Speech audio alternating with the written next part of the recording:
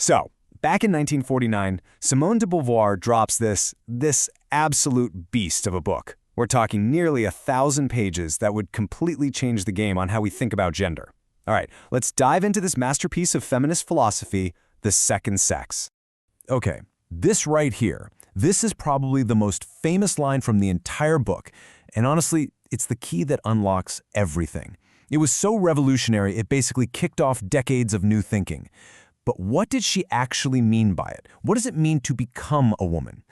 All right, so to really get what she's saying with that quote, we need to wrap our heads around a super important distinction she makes right from the get-go. So Beauvoir draws this really clear line between two things that we, tend to mash together all the time: sex and gender. She says, look, someone might be born female. That's just biology, right? The facts of the body. But nobody is born a woman. That woman is a social construct. It's a whole set of expectations, behaviors, a role you learn to play. It's not some destiny that's baked into your DNA. It's more like a script that society hands you and says, here, this is your part. Okay, so that leads to a huge question, right? If woman is a construct, a role you play, well, what's it being constructed against? What's the other side of the coin? What's the default setting for human? And this is where Beauvoir lays out her core diagnosis of society. It all comes down to this fundamental power dynamic, this binary split, that she says has pretty much shaped all of human history. And this lays it out perfectly. Beauvoir's argument is that society sets up man as the subject. Think of it this way. He's the default, the absolute, the main character in the story of humanity. Woman, on the other hand, gets cast as the other. She isn't defined by who she is, but always by her relationship to him. He's the essential one. She's the inessential. He's the positive, the neutral standard. She's the negative. That's why the book is called The Second Sex. And if you think about it, this idea is woven deep into our culture. Beauvoir uses the story of Genesis as a perfect example. Adam is created first, right? He's the original, the absolute human, and Eve, well, she's made from his rib, for him. Her entire reason for existing is defined by her connection to him. From the very beginning of that story, she's derivative. Okay, so this whole subject and other thing might sound a little abstract, a little philosophical. But the next question is, how does it actually affect the real day-to-day lives of women? Beauvoir shows how this whole dynamic traps women in a state she calls immanence, and it shapes pretty much everything about their experience. Which brings up a really good question, doesn't it? I mean, why would anyone, any free-thinking person, accept being the other? Why would you ever agree to be defined as second best, as an object? Well, Beauvoir, being the existentialist she was, has a very interesting answer. So here's the thing. Beauvoir argues that real, honest-to-God freedom, the freedom to invent your own meaning, your own purpose in life, is actually terrifying. I mean, it comes with this huge weight of responsibility. So it can be really, really tempting to just run away from it.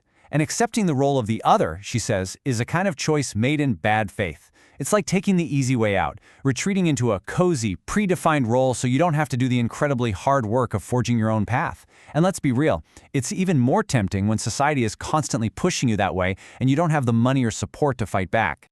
And here's where we see how that split really plays out in the real world. Men, as the subjects, are encouraged to pursue what she calls transcendence. This means big, world-changing projects, art, politics, invention, discovery. They get to act, to create, to push humanity forward.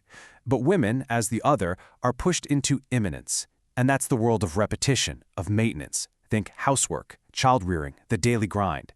These are things that keep the world running, for sure, but they don't fundamentally change it or create something new. One world is all about reaching out and building, while the other is about maintaining what's already there. So, as you can probably imagine, when this book hit the shelves back in 1949, it didn't just quietly appear. No, this thing landed like a bombshell. Its release was a full-on cultural explosion. The reaction was just immediate and totally intense. I mean, in just the first few weeks, in France alone, it sold over 22,000 copies. The sheer scandal of it all just launched it straight to the top of the bestseller lists. I mean, critics were absolutely outraged. One famous writer, François Mauriac, said it was abject because of how frankly it talked about female sexuality. Just a few years later, in 1956, the Vatican officially put it on its list of prohibited books. But you just couldn't suppress these ideas. They were too powerful. And by the 1970s, the second sex had become the philosophical bedrock for the entire second-wave feminist movement, which was fighting for the very same social and economic freedom that Beauvoir was talking about. Okay, but look, that was a long time ago, over 70 years ago. So why are we still talking about this book today?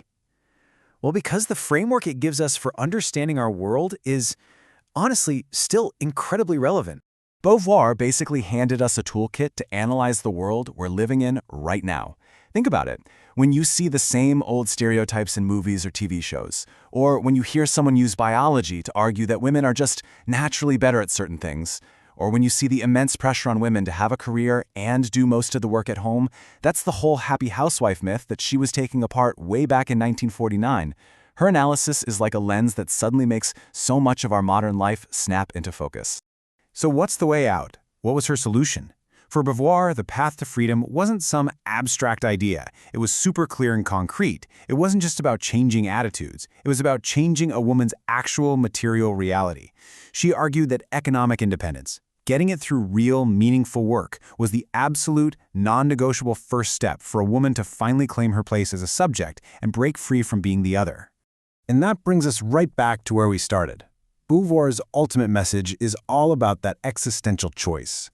If being a woman isn't something you're just born as, but something you become through your choices, your actions, how you live your life, then it's not some fixed destiny. It's a situation. It's a project. And that leaves us with a really deep and personal question for everyone. In a world that's full of these old inherited scripts, what will you choose to build?